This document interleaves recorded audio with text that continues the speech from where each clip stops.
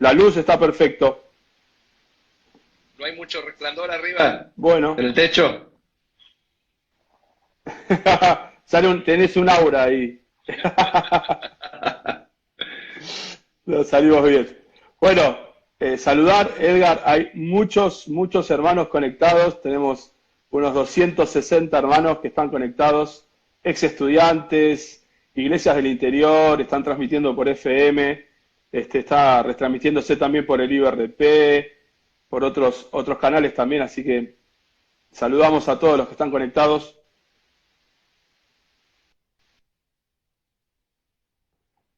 Cariño para todos. A ver. He podido ver que van apareciendo en pantalla algunos conocidos, otros con algunos nick que no me doy cuenta quiénes son, pero un honor para mí estar en contacto a través tuyo y del ministerio, hablando de temas de tanta importancia.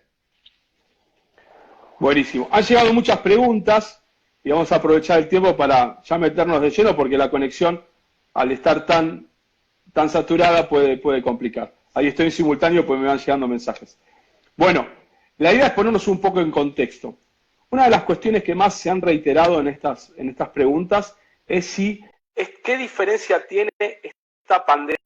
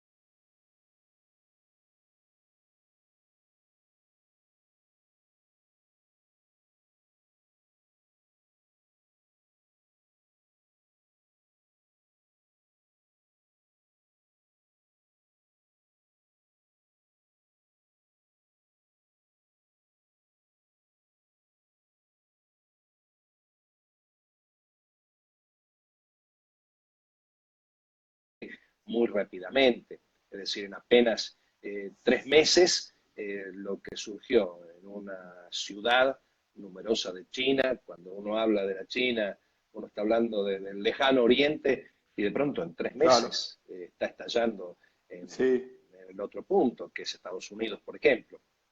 Ahora, con respecto al significado sí, profético, tenemos que marcar una diferencia, no porque la Biblia le dé una distinción especial, no hay nada concreto sobre el COVID-19 en la Biblia.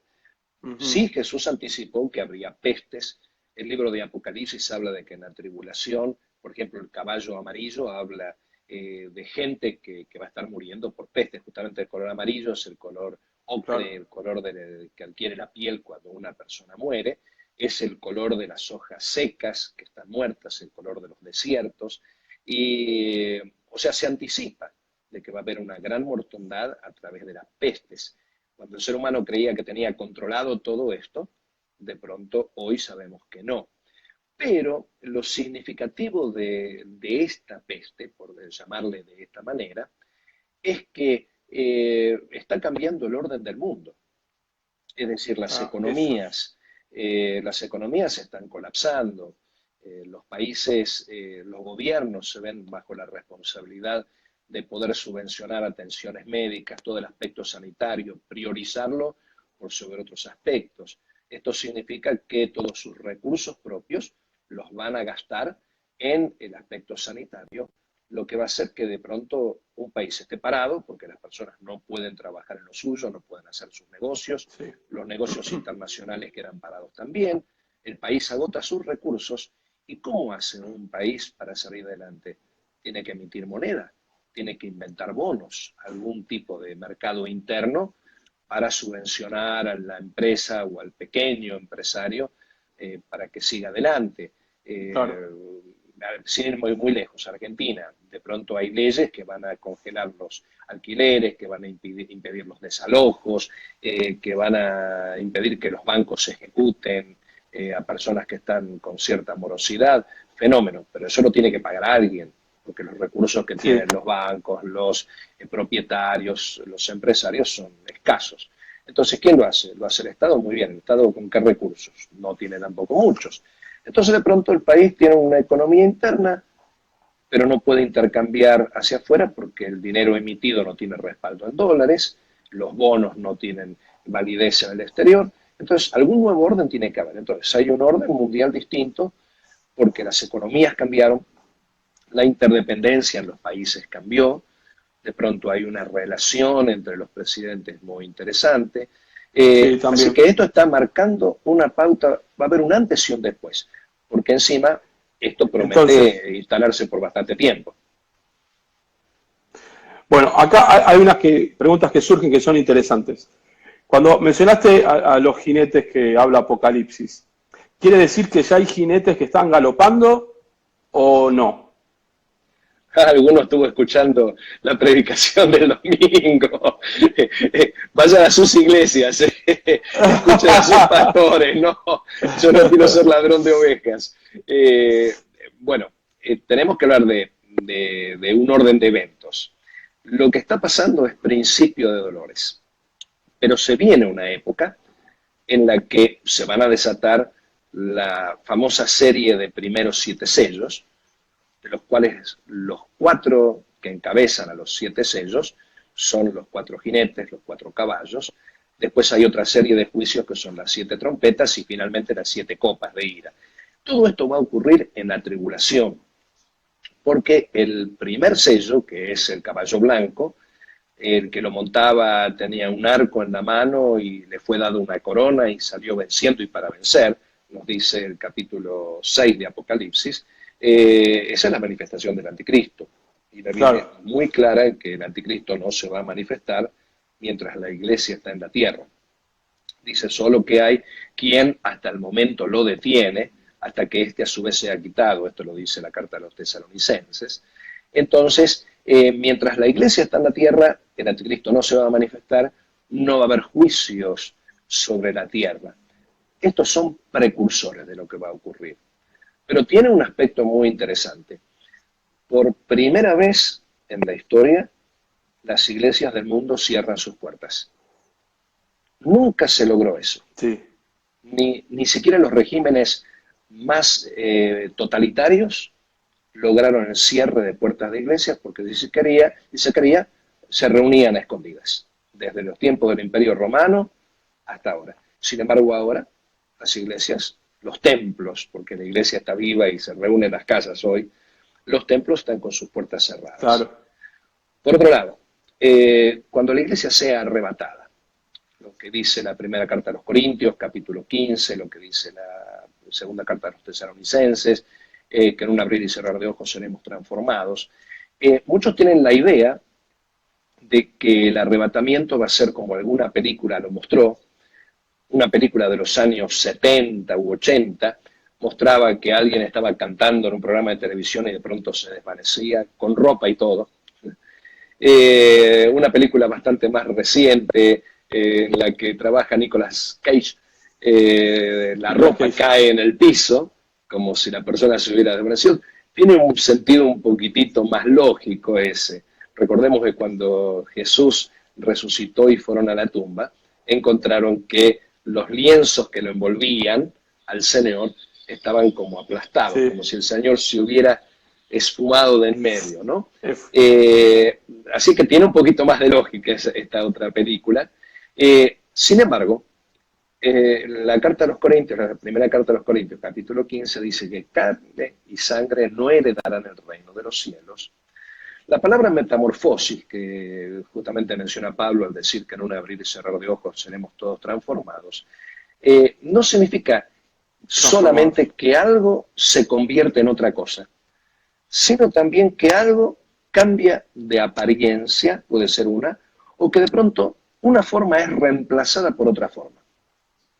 Considerando que el cuerpo humano fue tomado del polvo y al polvo retorna, entonces una de las posibilidades del arrebatamiento es que los cuerpos queden desplomados en el piso como estuches vacíos, porque las almas adquirieron un cuerpo glorificado. Por eso dice que uno es el cuerpo carnal, el soma sarkikos en griego, claro, y el otro cuerpo espiritual, el soma pneumáticos, y que caigan desplomados en tierra. Y acá vienen dos precedentes que nos deja esta gripe china, como dicen algunos.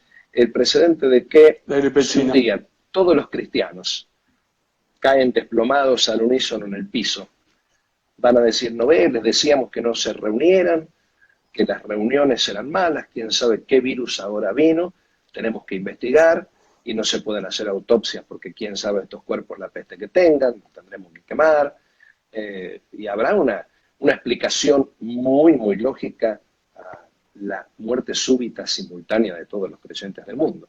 Y esa explicación va a ser el hacinamiento en las iglesias, en los templos.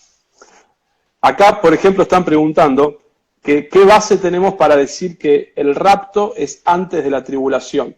Y se sumaría otra pregunta que dice si esto es ya tribulación lo que estamos viviendo, ¿no? El rapto es antes de la tribulación. En el libro de Apocalipsis, el capítulo 3 al final, dice, bueno, no tanto al final, el versículo 6 creo que es, por cuanto has sido fiel a la palabra de mi paciencia, yo también te guardaré de la hora de la prueba, que ha de venir sobre el mundo entero para probar a los moradores de la tierra. Y uno se pregunta, ¿cuál será la hora de la prueba que ha de venir sobre el mundo entero? Y esto pareciera una hora de la prueba, pero esto es principio de dolores. Va a ser la tribulación. La iglesia va a ser guardada de la tribulación. En contraste con la iglesia que sigue, que es la de la Odisea, que nos dice que por cuanto eres tibio y no frío ni caliente, ojalá fuese frío o caliente, yo te vomitaré de mi boca. Entonces, está hablando de una iglesia que es la que queda, que es la iglesia que es llevada. Es decir, la iglesia que queda tiene el nombre de iglesia, pero no es iglesia la Odisea, porque no tiene nada de Cristo. Por eso el Señor dice, te aconsejo que de mí compres, y queda. Entonces, va a haber una iglesia que va a ser levantada y otros que quedarán para la tribulación y se convertirán, por supuesto, porque va a haber convertidos en la tribulación.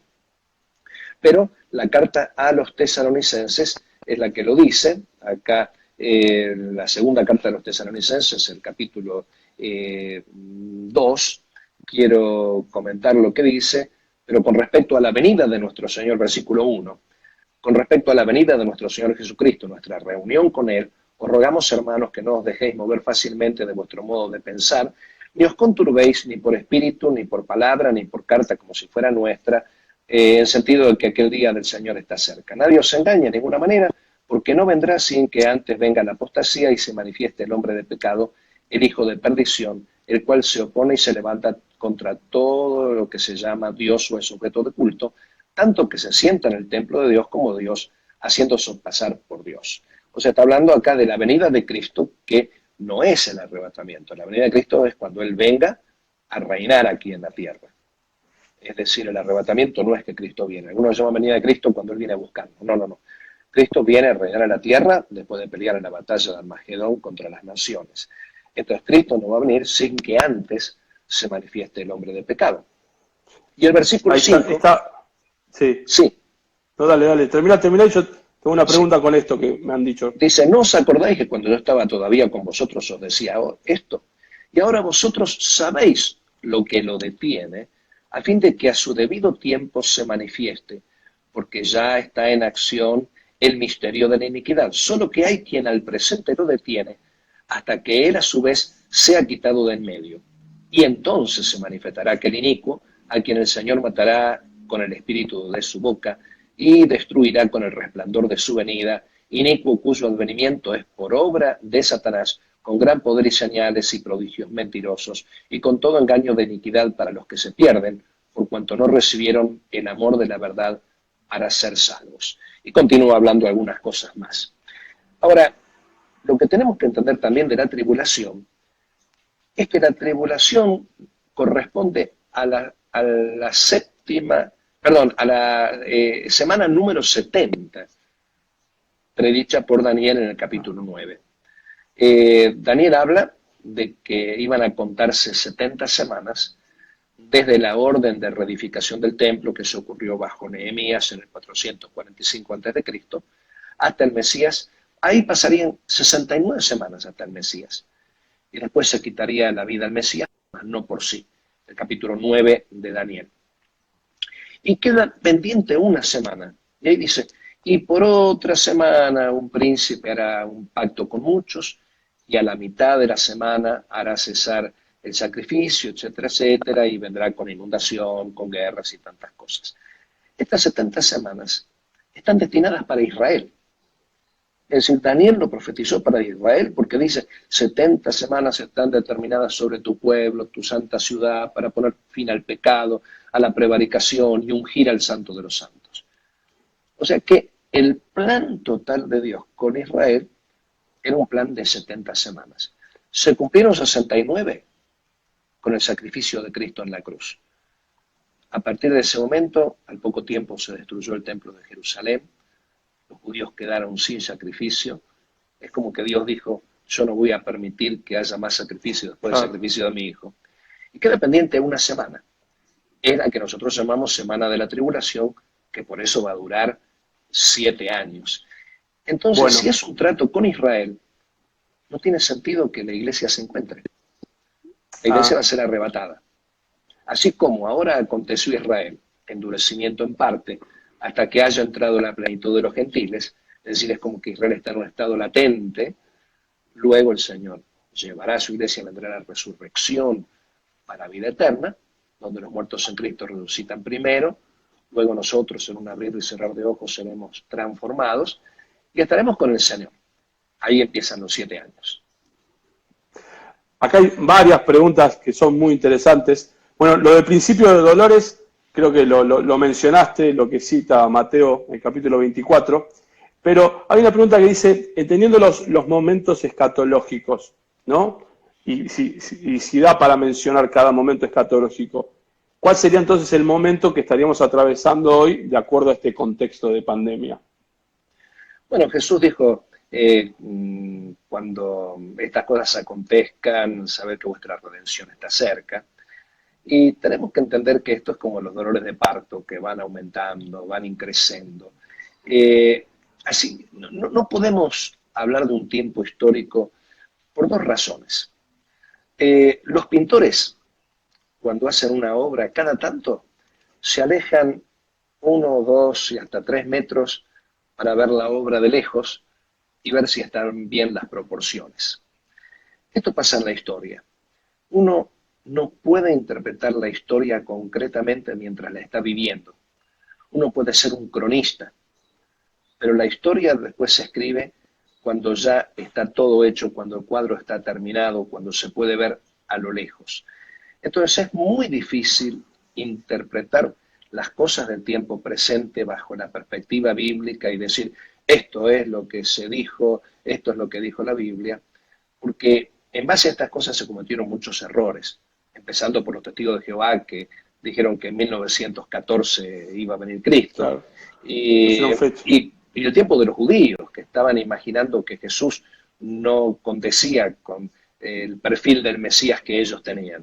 Hoy, mirando hacia atrás, cuando todo es historia, nos damos cuenta que Jesús encajaba perfectamente en el perfil mesiánico. Así que es muy difícil decirlo, pero sí sabemos. Esto es una cosa. Por los testigos de Jehová que dijeron que en 1914 lo que pasó con las Torres Gemelas marcó un hito, hubo un antes y un después. La famosa identificación biométrica de las personas tomó mucho más relieve desde ese momento, que fue un momento trascendental. Ahora con el coronavirus, que va a haber siempre cierres preventivos, cuarentenas, alejamientos, separaciones étnicas por los cierres de fronteras. Es decir, todas estas cosas van generando precedentes, así como la famosa inserción de chips o las computadoras o la localización geográfica. El granito de arroz. Sí, todas estas cosas nos van marcando pequeñas señales o miguitas de pan que nos hacen el camino hasta que concluya con lo que vamos a ver desde el cielo. Entonces, sí, esto se puede entender como un reordenamiento mundial, Se que cortó un puede ser poquito. esto puede entenderse como un reordenamiento mundial, que Sí, puede ser la entrada para un anticristo. sí, sin dudas, sin dudas. Cualquier persona que ahora adquiera protagonismo, relevancia, va a ser considerado como un referente. Yo no puedo decir que el Señor venga ya en el próximo año. No, no, no. Pero que esto está abriendo un camino, seguro que lo está abriendo. Esto que hoy estamos viviendo es lo que veíamos en las películas hace 2 años y nos parecía ciencia ficción. Quiere decir que tantas cosas que la Biblia vaticina, que uno dice, estos son tiempos terribles, tiempos de película. Los tiempos de película llegaron. Entonces, a todos nos hace sentir como que sí, realmente está mucho más cerca de lo que decían nuestros padres. Ahora, Y cuando capaz hablamos que de viene dentro de 10 anticristo, años, sí, yo no lo sé, no puedo ser claro. un fascineroso gritando por ahí, ya viene el Señor, está a las puertas, yo no lo sé, pero que se siente que hay un ambiente de venida de Cristo, sí. Un ambiente propicio, como que estamos cercanos a la segunda venida, es así. Sí, el colapso económico está. Hoy salió en el diario de que un alto número de empresas van a necesitar subsidios. La pregunta es de dónde van a salir los subsidios, porque hace rato que todos los países están en crisis. O sea, la economía es toda una fantasía de promesas, de pago, de dineros que a veces no existen. Y todo esto de pronto se cae como un castillo de naipes. ¿Qué va a surgir ahora? El Claro. famoso control individual. Ahora se está controlando individualmente las personas pasan por un aeropuerto y primero con los datos biométricos que marcan líneas, que transforman en números binarios, los rasgos faciales, las huellas digitales con ese mismo tipo de líneas también, y ahora marcan la temperatura de las personas, la ubicación geográfica de las personas también con el dispositivo. Los celulares cada vez tienen un uso mucho más amplio, uno puede pagar con su celular, uno puede identificarse con su celular Con su también celular. y a uno se lo Sí, puede el ubicar y documento ya localizar. está, claro. Sí, entonces, y lo tenemos en la mano derecha, ¿no? Yo ahora lo tengo en la mano izquierda, pero es decir, se está abriendo el camino para que haya control sobre los individuos. Es interesante que Apocalipsis, en el capítulo 13, dice que si alguno no adoraba a la bestia, iba a caer fuego del cielo y lo iba a destruir. Y estaba leyendo justamente un artículo en el Financial Times de un Sí, historiador financial. judío, futurista, que él comentaba de que con los medios que ahora tenemos se va a poder detectar el estado de ánimo de una persona al escuchar un líder. De pronto aparece en pantallas ese líder político y si la persona siente disgusto o alegría, lo capta el celular inmediatamente. Y esto hace de que ya sepan quién está a favor y quién está en contra. Esas cosas, ¿quién se las El ocurre? anti... No, no, no, no. El anticristo, preguntan acá, ¿es una persona puntualmente o es un espíritu de anticristo? El apóstol Juan, en sus cartas, habla del espíritu del anticristo, que es el que niega que Jesús ha venido en carne, es decir, el que está negando el sacrificio y la obra de Cristo. En el contexto Claro. bíblico se refiere a otras cosas, pero Juan habla de que está el espíritu del anticristo y que hubo muchos anticristos. Son como Ujú. prototipos, personas que han querido controlar al mundo. El espíritu del anticristo es lo que dice el apóstol Pablo, que se sienta en lugar de Dios, se hace pasar por Dios y hace guerra y pelea contra todo lo que sea objeto de culto. Y nos encontramos con que hoy hay muchas cosas que demandan eso. Hay gobernantes que demandan eso. Hitler lo hizo, asedió a la iglesia durante su tiempo, hablando de que el Estado era el que tenía que recibir la veneración de las personas, si no les cortaba los víveres a los pastores que eran subvencionados por el Estado. Y en nuestros Claro. días hay tantas cosas que demandan participación de la iglesia. La gente que no conoce a Cristo está esperando que la iglesia haga algún bien a la sociedad, como si la función de la iglesia fuese hacer bien a la sociedad, cuando la función de la iglesia es predicar el Evangelio de Jesucristo. Pero claro, la gente no entiende esto, los que no conocen a Dios no entienden qué es esto de hablar de la salvación, de predicar el Evangelio. Entonces dicen, ¿para qué está la iglesia? Y esperan que la iglesia haga cosas acordes con sus necesidades o las necesidades de la humanidad. Pero las necesidades espirituales cada vez se están tratando de satisfacer con otros medios, pero que no sean los medios del Evangelio. Entonces hay una guerra contra el cristianismo, y este es el espíritu del anticristo. El espíritu del anticristo es el que está promoviendo que la vida vale poco, el espíritu del anticristo es el que está promoviendo que uno es lo que cree ser, y esto no es bíblico. Uno es lo que Dios dice que uno Entonces, hay una pregunta acá basada en Segunda de Tesalonicenses, según lo que Pablo habla del hombre inicuo o hombre de iniquidad, ¿no es el anticristo? Sí, es el Porque anticristo. si es un... Ahí está respondiendo. Es el anticristo. Es decir, se va todo, es decir, hay muchos que son prototipos del anticristo, precursores del anticristo. Así como hay drogas precursoras, están los precursores del anticristo, que van abriendo el camino y van allanándolo para que un día tengamos un máximo líder. Los famosos líderes mundiales, desde tiempos antiguos, eran prototipos del anticristo. Pero va a haber prototipos. Entonces, va a haber uno. Decir que esta pandemia es un castigo de Dios o una maldición de Dios, ¿está bien, está mal? ¿Es una afirmación no del todo correcta? Tuve una reunión hace unas semanas atrás en otro país, hace más de 15 días, para que nadie tenga miedo, ¿no? Y con unos ministros orientales que decían que lo que ocurrió en China fue un juicio de Dios hacia China, porque recrudecieron la persecución a la iglesia. Y los misioneros que visitaban a China, siendo testigos de este recrudecimiento de persecución, dijeron que esto fue algo como para que China se concentre en otras cosas y no en la persecución.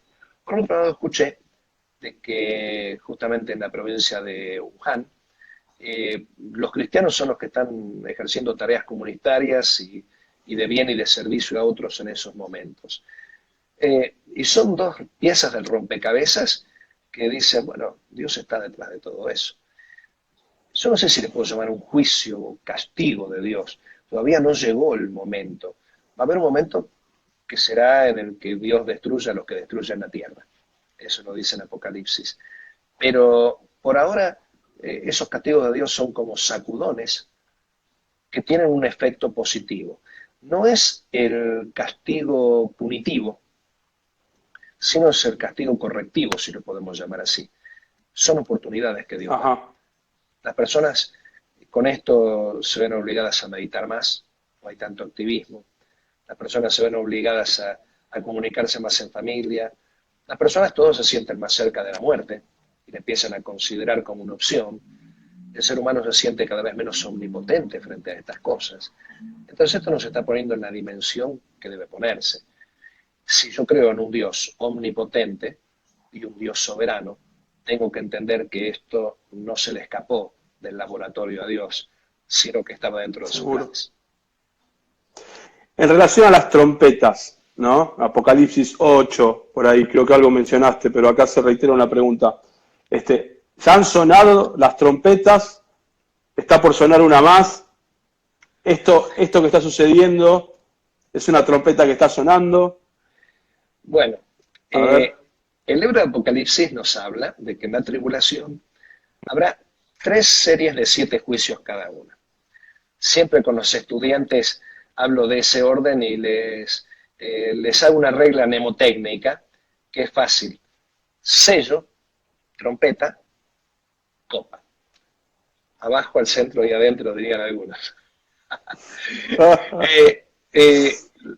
Estas 3 series de 7 juicios, 7 sellos, 7 trompetas, 7 copas, van a ocurrir en la tribulación.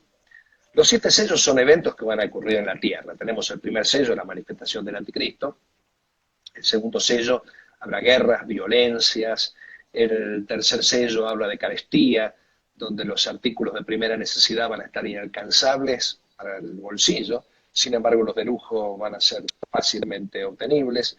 Tenemos el cuarto sello, el caballo amarillo, el anterior era el caballo negro, el caballo amarillo que habla de pestilencias, habla de muertes, el quinto sello que habla de martirios, los cristianos van a empezar a sufrir martirio, el sexto sello habla de cataclismos, terremotos, volcanes, que harán que cambie hasta la geografía de la Tierra, y el séptimo sello habla de que las oraciones de los santos, que eran como incienso que iban subiendo, va a llegar el momento en que se van a transformar en juicio contra la tierra. Esa famosa oración de la viuda que decía, hazme justicia, y el juez injusto dice, ya me cansó, para que no me agote la paciencia, le voy a hacer justicia. Y Jesús dijo, esto lo dijo en relación con los eventos finales, ¿no? Dice, oíd lo que dijo el juez injusto. Y Dios dijo, ¿se tardará Dios en responder a sus escogidos que claman a Él día y noche? Antes os digo, no se tardará. Pero cuando el Hijo del Hombre venga, ¿hallará fe sobre la tierra? Entonces, está planteando de que en estos últimos tiempos la Iglesia está viviendo una suerte de injusticia generalizada que va, de alguna forma, carcomiendo la fe de los más débiles, ¿no? Pero un día, las oraciones estas que tenemos ahí acumuladas, Señor, ¿por qué estas cosas? ¿Por qué estas otras? ¿Por qué parece que hay un silencio? Un día va a ser un juicio que va a caer. Y esto abre las puertas a la segunda serie de juicios, que son las 7 trompetas. La primera trompeta habla de lo que hoy podríamos entender como meteoritos, granizo como con fuego que fue dañando a la Tierra. Estas cosas han ocurrido. De vez en cuando está algún meteorito que cae y ocasiona algún incendio en algún bosque. La segunda trompeta, como una gran montaña ardiendo, está hablando de un meteoro que cae sobre el mar y causa la mortandad de un porcentaje importante. Y la pregunta que uno se hace, ¿por qué están tan interesados los países desarrollados en controlar los asteroides y armar algún tipo de instrumento como para destruirlos o frenarlos antes de que se precipiten sobre la Tierra? Se viene especulando mucho sobre eso. ¿Por qué en este tiempo se habla tanto de estas cosas? La tercera trompeta habla que como una estrella como una antorcha, lo que más se parece a un cometa, cae sobre la Tierra. Y no es la idea de que cae, sino que probablemente la Tierra roce la órbita y la estela de esa estrella, depositando partículas venenosas que causan daño. La cuarta trompeta habla de oscurecimiento en la atmósfera, y nos damos cuenta que una cosa puede ser consecuencia de la otra.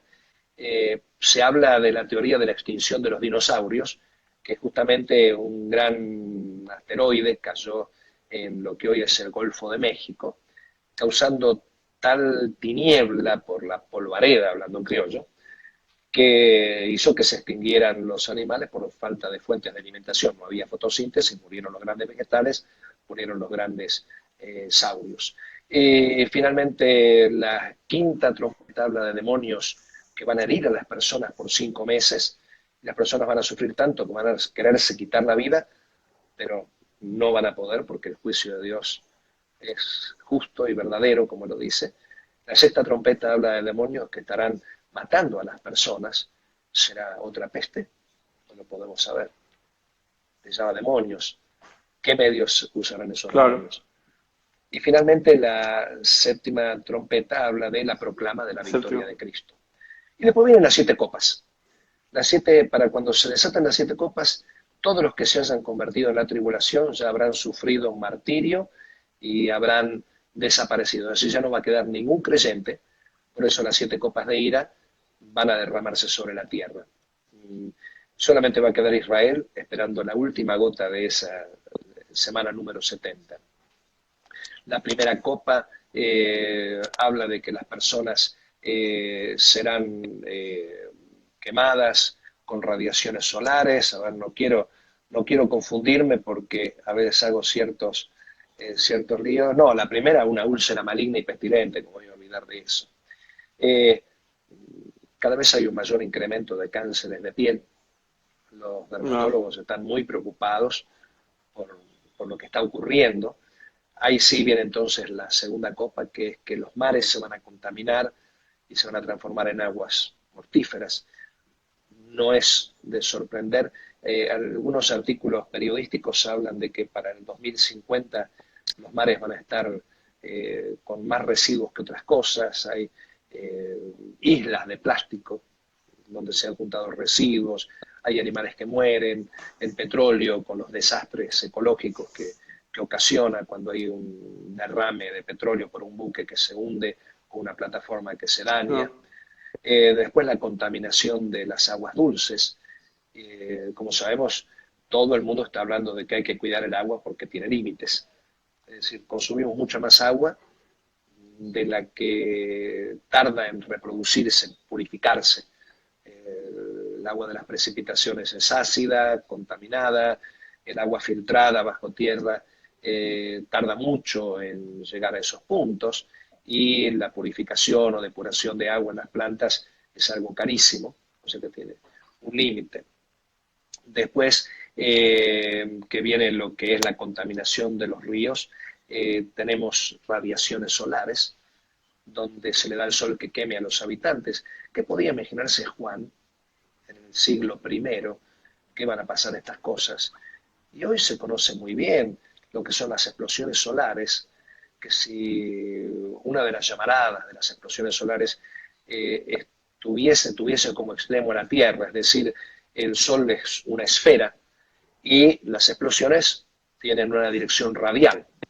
Si justamente esa dirección radial se cruzase con la Tierra, causaría verdaderos problemas y se quemarían todos los cables, todos los transformadores del mundo, las ciudades quedarían sin luz.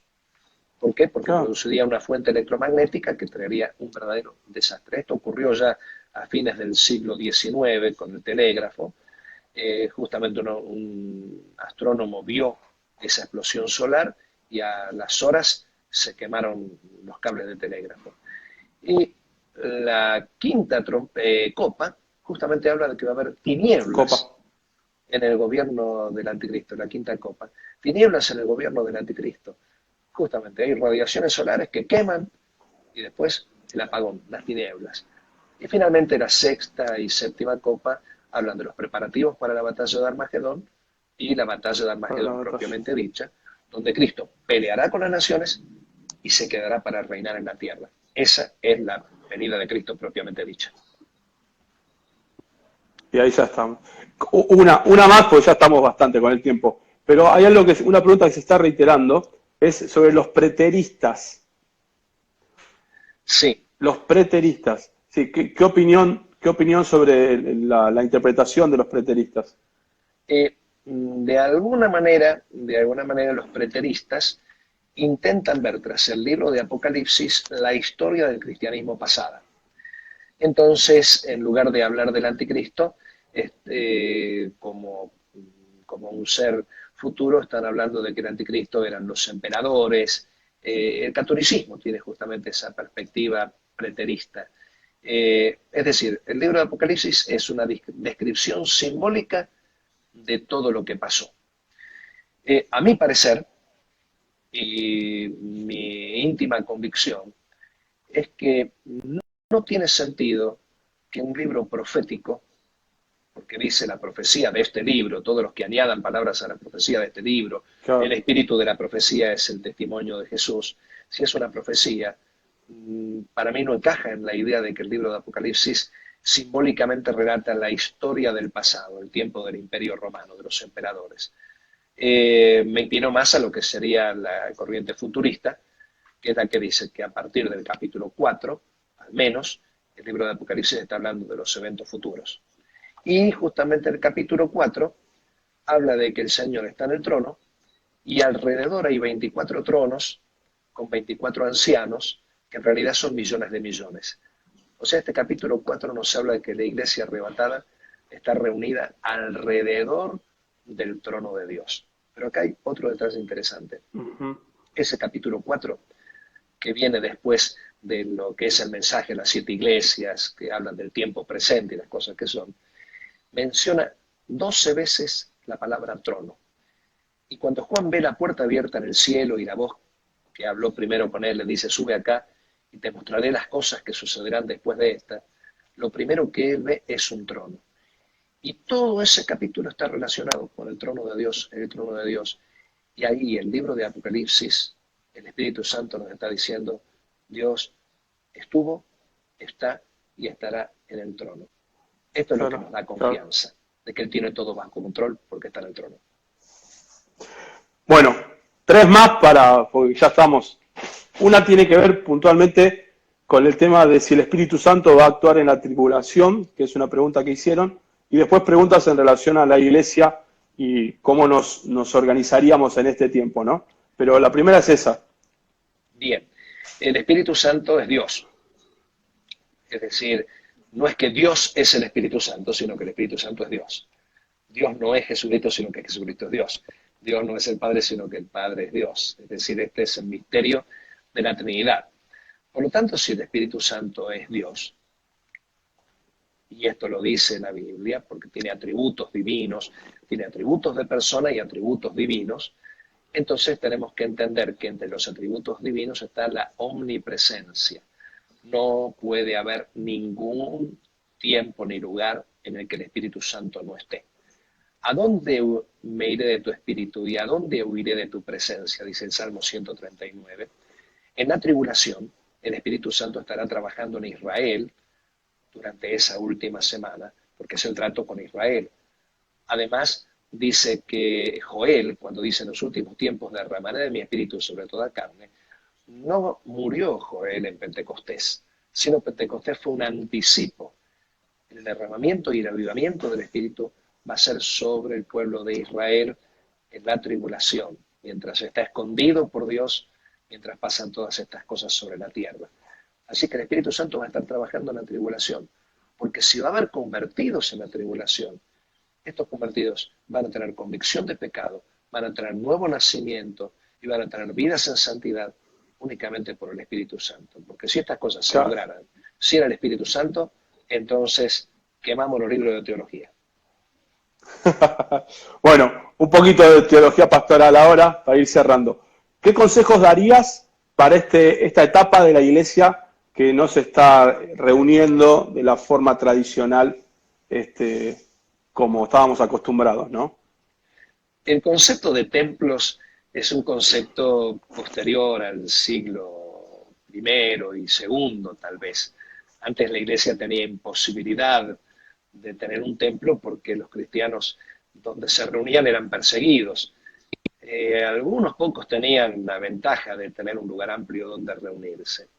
En nuestros días los templos son cerrados por una causa más que justa que tenemos que obedecer, pero la iglesia no está encerrada. El apóstol Pablo dice, yo estoy preso, pero la palabra no está presa, el evangelio no está preso. Las redes, como lo que estamos empleando. Vos sabés que yo soy redófobo. No. Redfóbico. Eso. Me anoté en Instagram y ya un montón que me siguen, los pobres se van a decepcionar porque nunca aparece nada de mí. Gracias, Fer. Sí, él fue que a Silvia y a mí nos metió en la red. Un día se tendrá que dar cuenta del Señor. Bueno, pero las redes son un medio con el que se puede predicar el Evangelio. La intercesión no tiene que faltar. Y justamente hoy estaba comunicándome con un pastor muy importante de aquí de zona sur, en la zona de Almirante Brown, y él decía cómo en su iglesia está viendo personas voluntarias para poder coser, por ejemplo, delantales, camisolines para enfermeros, escafandras, barbijos, llevar ayuda comunitaria. En Avance Cristiano tenemos el grupo de acción social, ya está juntando víveres. Me pidió ayer o antes de ayer una carta para poder retirar mayor cantidad de alimentos, porque vos viste que a veces los racionan en los supermercados para evitar el acaparamiento de la gente y la desprovisión, y para poder llevar y para poder distribuir. La iglesia en estos tiempos puede dar un vaso de agua, pero que no se olvide que lo tiene que dar en el nombre de Jesús, ayudando primeramente a la familia de la fe, que son nuestro primer target, nuestro primer objetivo. De nada sirve que yo sea un gran filántropo y mato de hambre a mi familia. Entonces tenemos nuestra familia, tenemos la familia de la fe en un siguiente círculo concéntrico y finalmente todas aquellas personas que están padeciendo necesidad, pero no solamente calmarles el hambre por calmarlo, porque cualquiera que beba del agua de esta tierra vuelve a tener sed. Hoy le calmo el hambre, mañana va a tener hambre, y finalmente le voy a estar calmando el hambre todos los días y se va a ir al infierno con una sonrisa y la panza llena. La función de la iglesia es hablar de la eternidad. Entonces, el protagonismo de la iglesia, así como mencioné esto de los cristianos en Wuhan, China, que tomaron un protagonismo tan importante, en las catástrofes los cristianos toman protagonismo importante, pero en nombre de Cristo. ¿Qué quiere decir? Junto con ese bienestar pasajero, y quiero recalcar eso, el bienestar que demos va a ser pasajero, pero tenemos que hablar de bienestar duradero, que es la vida eterna, y esto se logra teniendo a Cristo en el corazón. Nunca nos olvidemos que esta es nuestra misión y no tengo por qué satisfacer las expectativas del mundo. La iglesia está para satisfacer las expectativas de Dios. Bien. Bueno, un montón de preguntas, mucha gente saludando, pidiendo un libro, están pidiendo que escribas un libro sobre estos temas. Ya me imagino tu respuesta, pero igual yo la comunico. Bueno, y un consejo así como final. Hay muchos estudiantes, iglesias, pastores, radios que están retransmitiendo. Y la idea sería un consejo de cómo vivir nuestra fe en esta cuarentena, ¿no? Que estamos todos en la casa, encerrados. ¿Qué consejo nos darías desde este lugar, no? Ay, en estos momentos es cuando se ve la paciencia de los santos. Que Dios nos ayude a vivir el presente, vivirlo con Cristo. Creo que como nunca el culto familiar se está instalando en las familias, aunque sea para que cada uno escuche a su pastor tomando unos mates y tomando un café en ese culto digital que se tiene. Es tiempo en el que podemos orar, debemos orar más, debemos leer más la palabra. Son tiempos en los que Dios nos lleva a meditar. Son tiempos en los que tenemos que revisar nuestra santidad y tiempos para los que tenemos que estar muy preparados. No creamos que los cristianos vamos a tener la suerte de que a nadie le toque el coronavirus. Cualquiera de nosotros va a poderse infectar y alguno de nosotros tal vez muera. Es una realidad inevitable. Y perdón que tire esta pálida, ¿no? Me hubiera gustado decir todo bárbaro, todo bien. No, porque pero está muy bueno que lo digas porque a veces hay ciertas tradiciones evangélicas que dicen esto, ¿no? Que a nosotros no nos va a pasar nada, que estamos exceptos de toda esta situación. Está bueno que lo digas porque eso también trae claridad, ¿verdad? Dios hace llover sobre buenos y malos, hace salir el sol sobre justos e injustos, y Dios no va a permitir una tentación o prueba mayor a la que podemos soportar. Por otro lado, algún día tenemos que dejar esta tierra. Tal vez para algunos el coronavirus sea el método, para otros un accidente, para otros otra enfermedad, para otros esas enfermedades tan lentas llamadas envejecimiento y muerte. Entonces, tenemos que entender que tarde o temprano llega y que de ninguna manera que algún cristiano le toque fallecer por esta infección no significa que el favor de Dios no está. No, ese cristiano ya está en la presencia de Dios, está viviendo el mejor momento. Así que en estos tiempos descansemos en el Señor, que todo está bajo su control. Mañana en el culto de jueves, para los miembros de Avance, los demás vayan fieles a sus iglesias y sus pastores, más les vale. Yo quiero hablar justamente de la confianza en Dios. entender Amén. de que Dios tiene todo en su mano y bajo su control. Qué No se bueno. le escapó ningún animalito del laboratorio a Dios. Fantástico. Bueno, Edgardo, muchas gracias por tu tiempo. Agradecerte por esa gracia que Dios te dio para hablar con tanta claridad, los detalles, los ejemplos. Nos bendice mucho. Así que bueno, si querés decir unas palabras finales antes de ir cerrando. Aprendí a usar en Instagram. Un enorme cariño para todos. Cristo viene pronto, pero nosotros acá no nos quedemos boquiabiertos esperando que venga pronto. Prediquemos el Evangelio y vivamos agradándole a Él. Amén, amén. Gracias, Edgardo. Un Un abrazo a la abrazo, distancia. sí, digital, que no contagia. Digital.